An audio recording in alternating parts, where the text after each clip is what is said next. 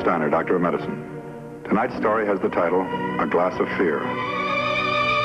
Guardian of birth, healer of the sick, comforter of the aged.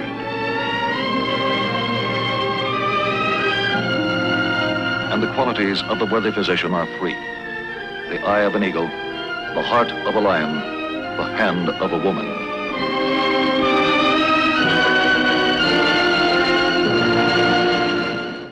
Our actual medical case history tonight concerns the field of mental health. The object in point, a newspaper cartoon. The case in point, the creator of that cartoon, Richard Hopper, age 38, married, no children. Before the war, he was a struggling artist with emphasis on the struggling. While he was in the Navy, he began to draw the adventures of a cartoon sailor named Salty, and Salty changed his life. After his discharge from service, Richard Hopper signed a contract with a national syndicate to distribute his daily cartoon in several hundred newspapers throughout the country. Dick is happily married to an attractive, devoted wife. All in all, he's a very fortunate young man, but Richard Hopper would be the last one in the world to agree.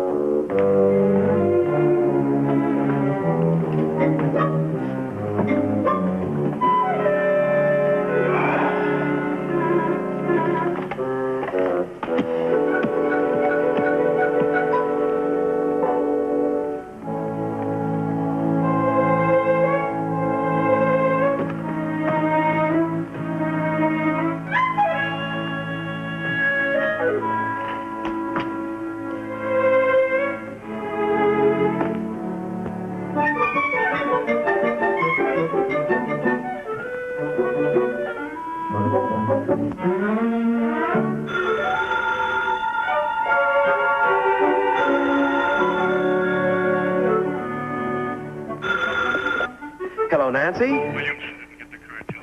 Oh, hi, Marsh. I did the best I could. The deadline. Of course I know today's the deadline. Well, he wrote me all morning. Well, calm Williamson down. That's what an agent's supposed to do for me, isn't it? What do you mean am I having trouble thinking this stuff up? Of course not. I knock this stuff off in minutes. I went out on a limb. Well, it's just that I haven't been feeling well lately. You know how it is. I'm sick. You lied. Hold on, Marsh. I told you the stuff is packaged. It's here. It's ready to go. If you'll get off the phone, I'll call the messenger. Williams, get the cartoon. course I won't forget. Goodbye.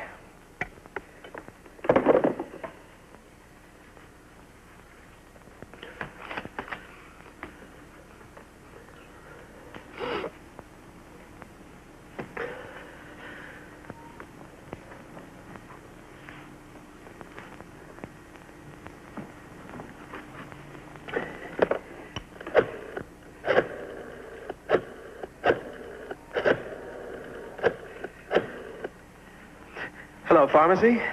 Who is this? This is Dick Hopper calling. Has my wife been in there this afternoon? She was going to pick up a couple of bottles of that Vitatonic for me. Oh, did he? Well, check, will you? Which is Red? She left an hour ago. Well, thanks, Mr. Miller. Yes, it's nothing serious.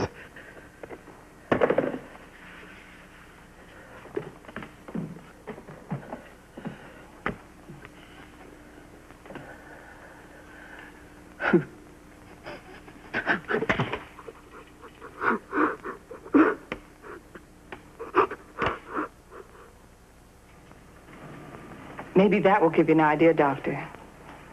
The big item this month is Vitotonic. Last month it was called something like Miracle Salts. I used to laugh at him at first. I thought it was funny. It's not funny anymore.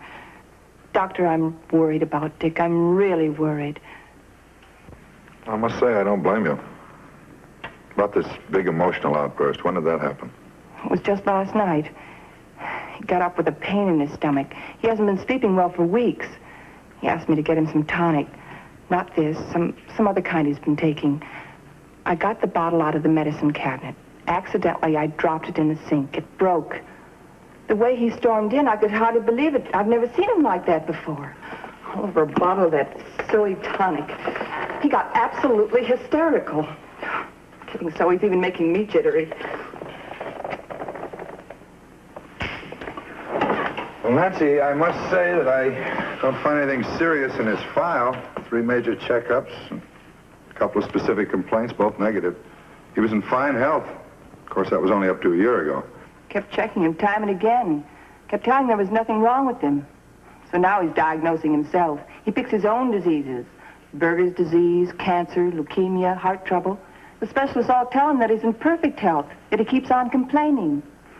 He's turned into a real hypochondriac. Well, if he is a hypochondriac, it's still an illness, as much as polio or Berger's or any other disease. And even if those aches and pains are caused mentally, they're just as real and just as painful as if the physical cause were there. Well, these things are pretty complex, Nancy, and guessing is no way to approach them. But it sounds like Dick needs psychiatric help. I could never talk him into that. He won't listen to me. Doctor, I wonder if you'd drop by the apartment and talk to him. Dr. Steiner. Why should I talk to him? Well, give me one good reason. Why? Dick, please listen to me. I'm through listening to you. I'm not going to see Dr. Steiner, and that's that. He doesn't know a thing about my case. I proved that months ago. He doesn't know a thing. Now, just forget it.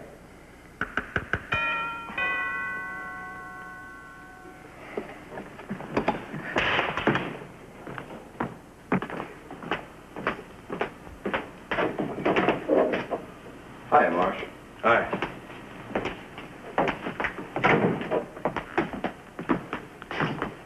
Williamson didn't get the cartoon yesterday afternoon. Sit down, Marsh. He also didn't get it this morning. Can I get you something?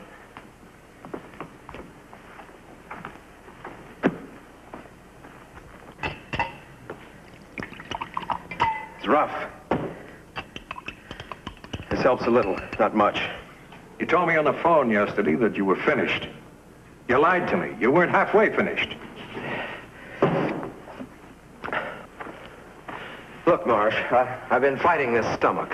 You know the trouble I have, and then these headaches. I thought I could get the stuff finished, but Nancy didn't get back with the medicine, and... well, I hope Williamson didn't ride you.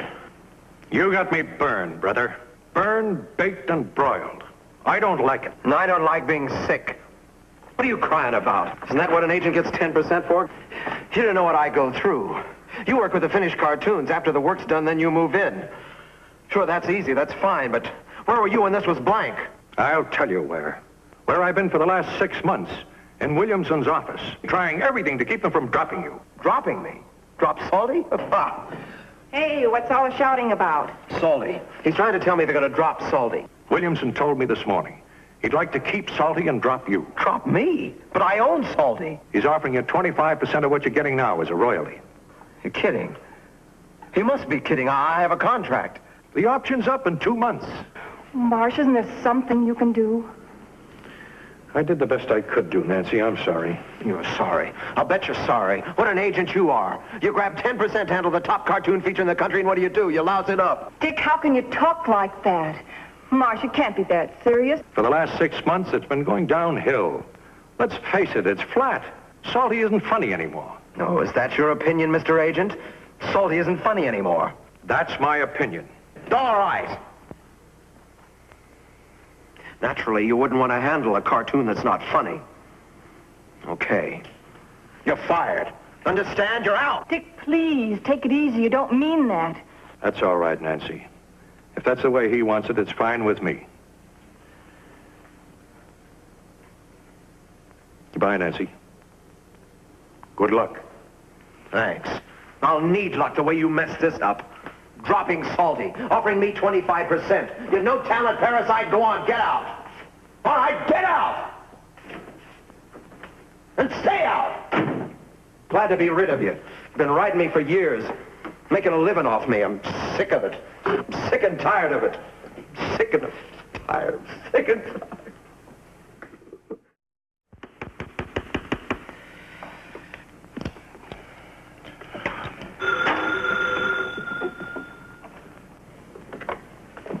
Hello. Oh, hi, Mr. Williamson. Yeah, Talman told you right. I'm handling Salty myself now. What seems to be the problem? The last 2 weeks have been in ahead of deadline. Not funny. Well, you never told me that before. Look, Mr. Williamson, I think I'm a better judge of that than Thursday and Friday? All right, sir. I'll get some replacements out to you. Bye. How about it? Pretty? Another one? Another? First in 6 months. You don't want me topped at the Harrisons, do you? Honey, tomorrow's the Harrisons' party. You haven't forgotten, have you? I'm afraid I have. I'm sorry, Nancy. I can't make it. But you promised a month ago. I said I'm sorry. I gotta work. You'd work better if you get away from that desk once in a while. Relax a little bit. Relax. It's a stupid party. Eating all the wrong foods, those poison drinks, breathing on all that smoke. It's fun once in a while. Forget your job. Forget Salty. Might help you work a little bit. Please. Don't tell me how to work. It's hard enough as it is, without any amateur advice. I'm sorry. How would a party help? Talking to all those stupid friends of yours. They're your friends, too. I haven't got any friends. Making me go to a party when I'm sick. When are you going to stop dragging me to parties when you know I'm sick? If you're that sick, go see a doctor, but don't go in there and take any more of those quack remedies and expect them to do you any good. Look, my health is my business. A lot you care anyway, just so you don't have to miss a party. Forget the party. I wouldn't enjoy it anyway. I'm just saying if you're sick, go see a doctor. Find a doctor that's good for you.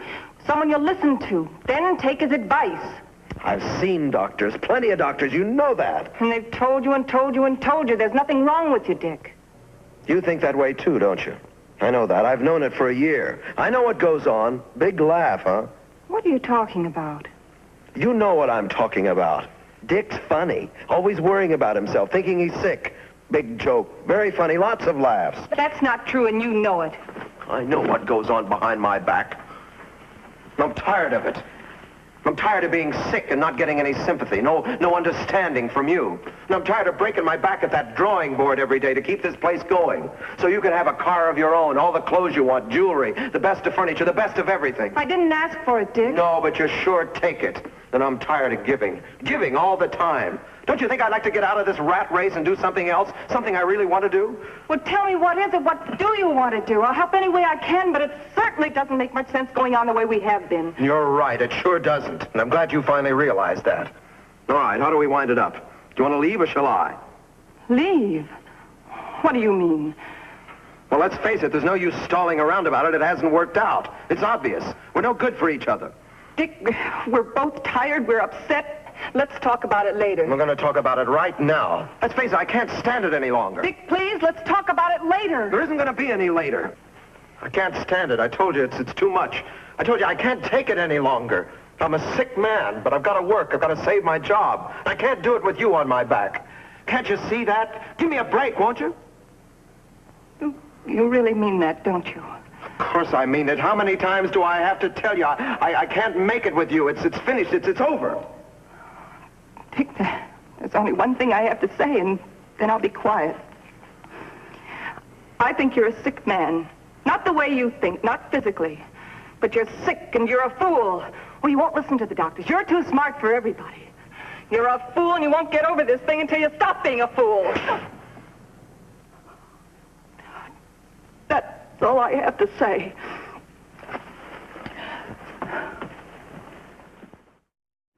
Nancy, you've been married for 8 years. That's a long time. 8 years.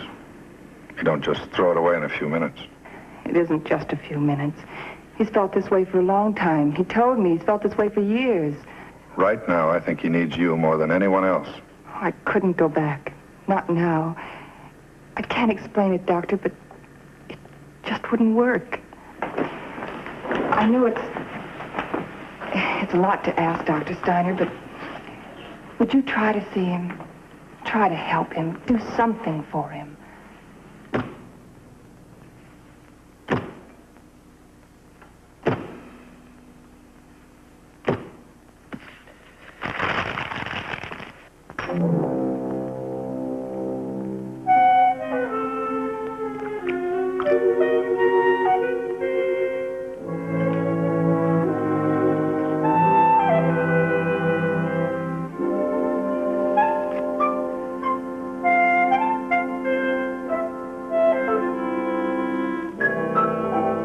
Mr. Hopper, as I told you, I didn't feel we needed these added tests to be sure.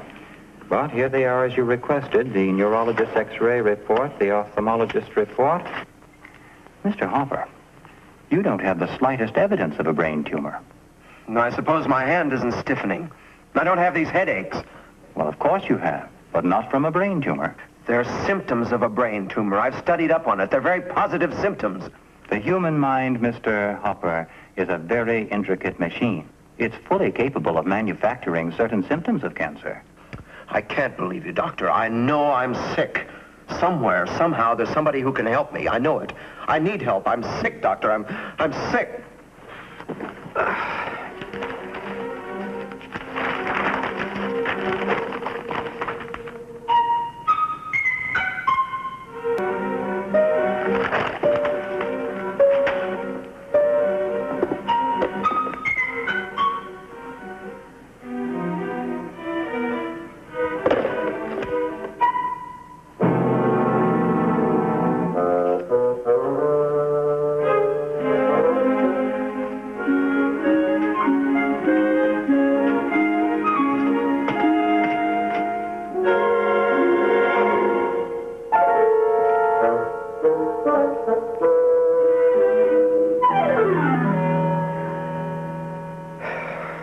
Thing I remember, last thing as I was going out, was I didn't want to die.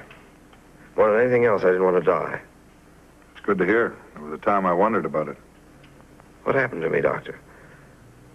I had everything I wanted. And suddenly everything was gone. What happened? I think you should know better than anyone. I guess I do. Your health goes, everything goes. That was it. I don't think I understand that.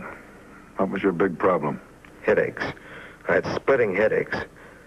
I was trying to draw with a hand that was as stiff as a board. You had medical advice. The doctors who checked you said you were physically sound. I don't care what they said. I felt it. I can feel the stiffness now. I'm sick. Now, wait a minute. Did anyone ever suggest that the trouble wasn't physical? I felt it. I had the pain. I'd suffered with it. Dick, you called me here because you wanted me to help you. That's right, isn't it? You're the only one I could turn to. There's nobody else.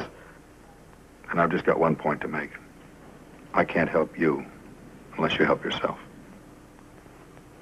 My mental condition, that's what you mean, isn't it? They suggested that. Mental help. Doctor, I'm not crazy. My mind's all right. I'm just nervous, that's all. I'm disturbed. Now, you're an intelligent man, and you know that a need for mental help does not mean insanity. Maybe so, maybe not. Even if I need it, I don't know if I could accept it. Without your cooperation, there's not a thing I can do for you. What do you mean by that? You won't help me? Is that what you're getting at? No, it means that I can't help you unless you do cooperate. All right, Doctor. I haven't got anything to lose. I'll try. I promise I'll try. In the initial weeks, the patient was engaged in lengthy discussions of his problems and feelings. It was explained to him that behind most irrational fears of illness, there usually lies a subconscious wish to escape from some frustrating situation or conflict in the patient's life, to resolve such conflicts by a flight into illness. At this point, it became apparent that a psychiatrist would be of great assistance. The patient was referred to such a doctor, James A. McNally, M.D. His consultation with Dr. McNally covered a period of 7.5 months. During this time, Richard Hopper came to understand more clearly why his hypochondriacal fears had taken such different forms. Apparently, Richard Hopper's lifelong ambition had been painting, fine painting. His cartoon work, which had given him prestige, security, and a measure of wealth, had been accidental. But once enjoyed, it was difficult to renounce, even in favor of youthful ideals. Thus faced with a life situation which was growing more and more unbearable, he had sought escape by falling back on the excuse of being sick. The reason for this also became clear. In his childhood, Richard Hopper's parents had been overly strict with him. Sickness was the only excuse they would accept for any failure on his part. So when faced with an intolerable situation in adulthood, he'd unconsciously fallen back on the old childhood formula, the perfect excuse, the only one acceptable to his conscience. As he began to recognize and understand these patterns, Richard Hopper took his first important strides toward recovery. I was beginning to worry about you, Dick. It's been quite a while. Yeah. A long trip through the deep, dark canyons of Richard Hopper's mind. Guess who the culprit was? The one who loused up the machinery. No, I don't. What's your guess?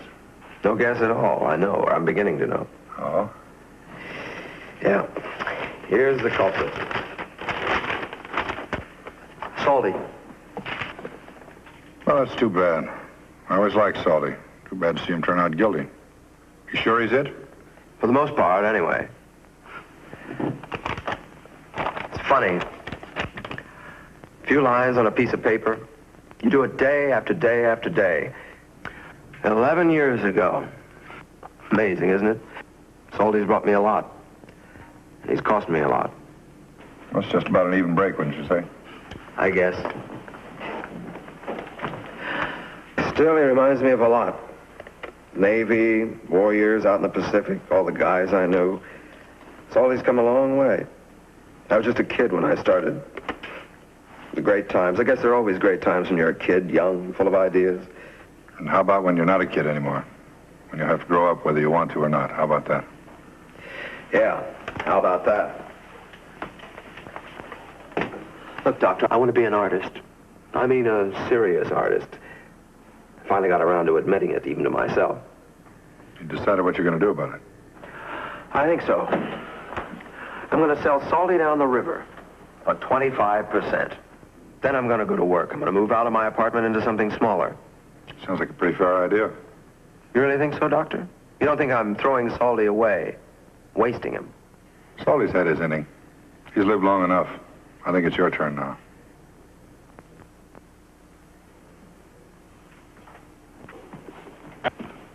You said you wanted to get started by 4 to miss all the traffic. You're not even packed yet. I'll do it. You know, I'm glad I divorced Salty instead of you.